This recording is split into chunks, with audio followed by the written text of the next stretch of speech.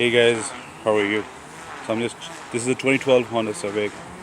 Um, I just got it shampooed and everything, but when I turn on the fan, it just makes a humming noise. So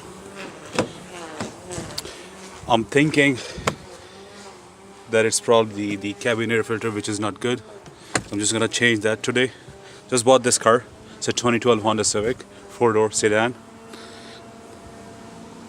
So you just push this from both sides and this thing comes out. Wow, I guess it's never been changed. It's a one owner car before me. Wow, didn't expect this to find it.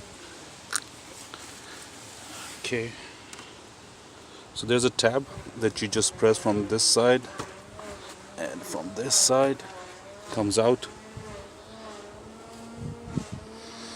Okay, just place it right there. So that's the cabin air filter right there. You're just gonna pull it out. Wow.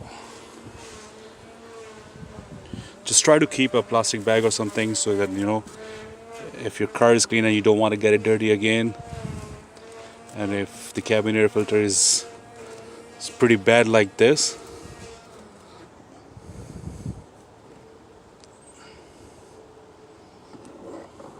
this is what came out.